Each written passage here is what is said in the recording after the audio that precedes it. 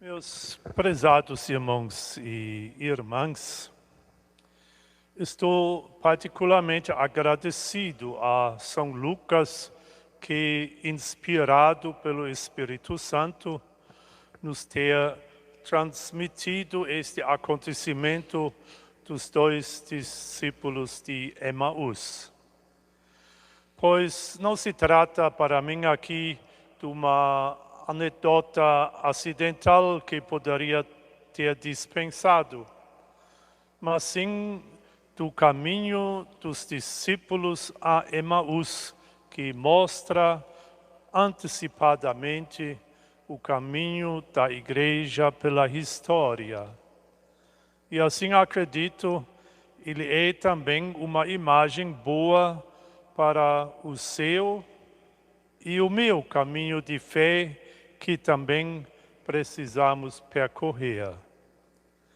Por isso convido a todos ligados a nós pelos meios de comunicação social a colocar-se juntamente com os discípulos de Emaús a caminho, a fim de refletirmos um pouquinho sobre diversas estações deste caminho. São três estações nítidas e importantes neste caminho interior dos discípulos. Primeiro temos a aflição deles. E a segunda está no encontro. E a terceira, no final, é a libertação.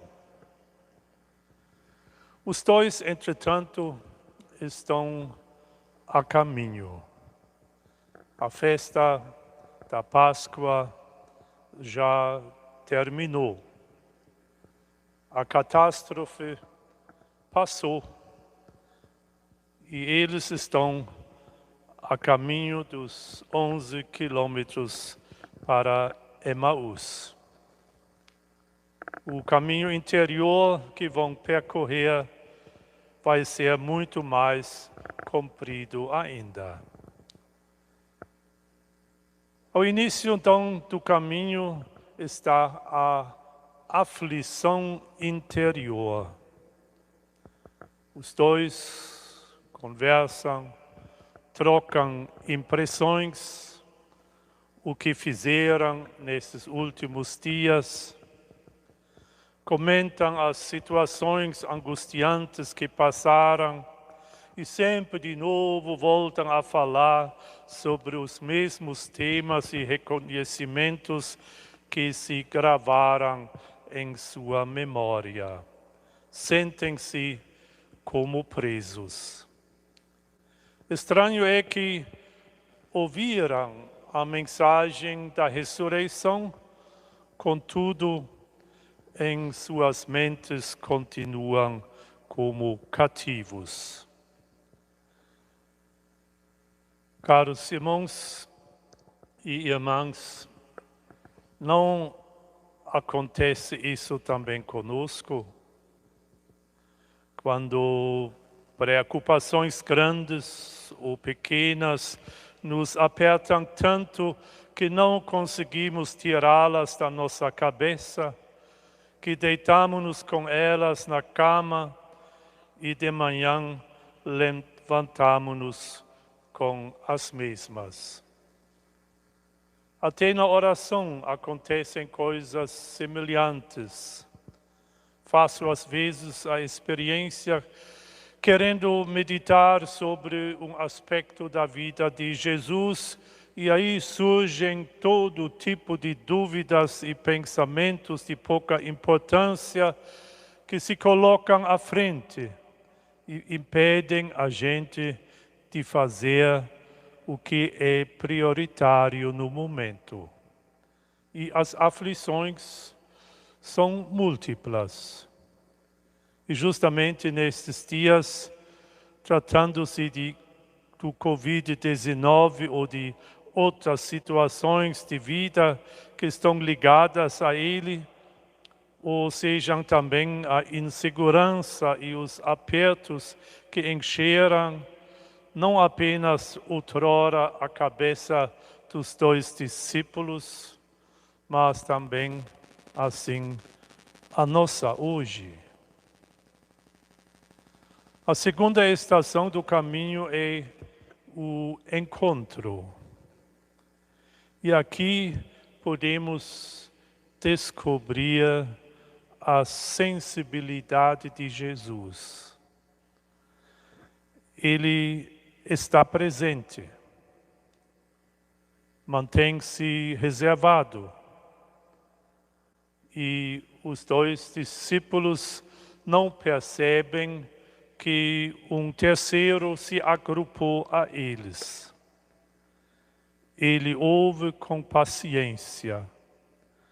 E a certa altura poderia ter também dito e perguntado: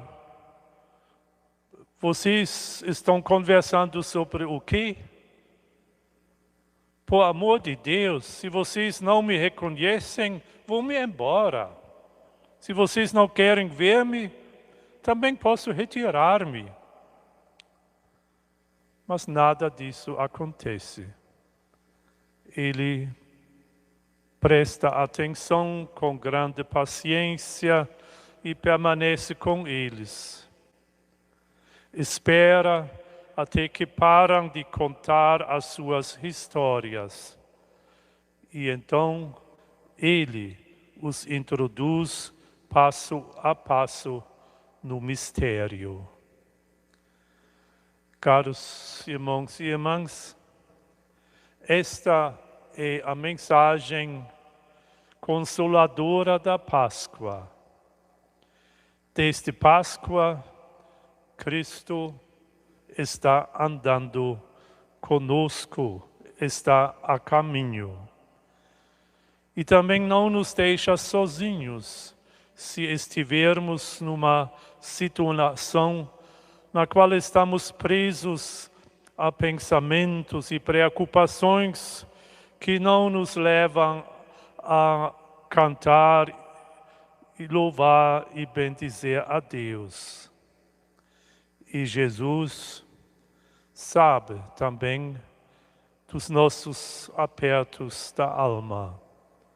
Sabe como sentimos, sabe das nossas tristezas e está próximo e não nos deixa sozinhos, pois Ele está com paciência.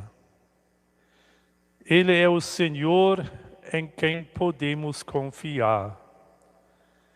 E um tal encontro com Ele nos conduz, então, mais profundo ainda no mistério. A certa altura, os discípulos perceberam que vale a pena dialogar com Ele, pois constataram: não ardia o nosso coração enquanto falava conosco? E então Jesus desvenda-lhes toda a história da salvação.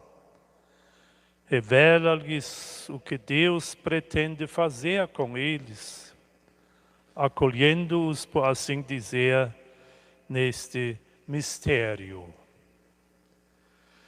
Caros irmãos e irmãs, Cristo quer encontrar-se conosco, libertando-nos de nós mesmos.